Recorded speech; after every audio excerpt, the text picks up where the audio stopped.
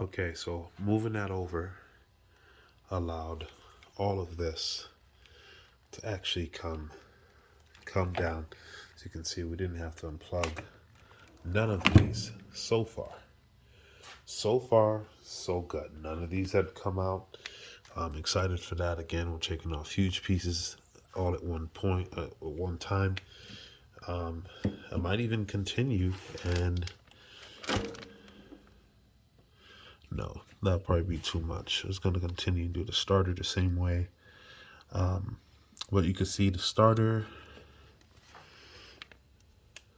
We're trying to figure out what wires are still clamped onto here.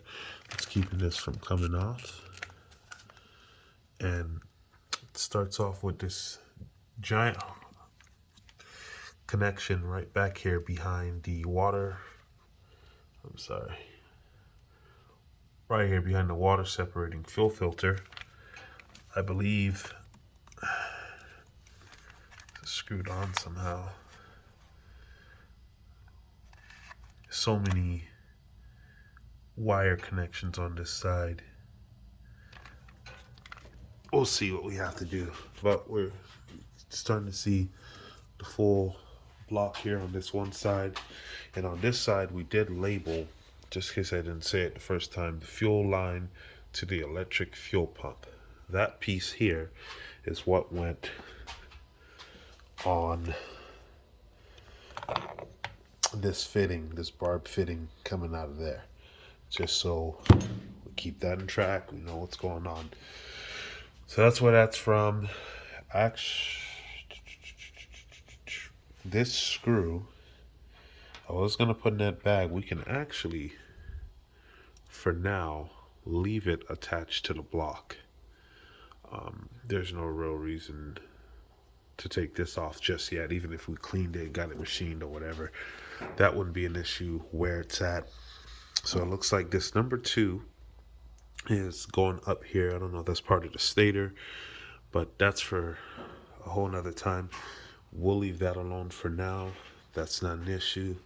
We're going to continue. This is the one that was being destroyed. I mean, look at the mesh on this thing. It's just made a mess, and it's consistently deteriorating. They make sleeves for this. I can literally touch it, and it just crumbles. So we need to be careful there. I'll probably suck this up with a vacuum to make sure that it doesn't fall anywhere near the cylinders or go on the inside. Now, stay focused a little bit. Back to this right side. I'm going to move some of these tools out of the way. And the goal is going to be to try to rotate this engine back over this way to our right, so we can access all this side with the electrical, because we're done on the left hand side. Everything that we moved is now onto the right. So I'm going to carefully try to guide this. Be careful when you're trying to move this around if you have it set up on something like this.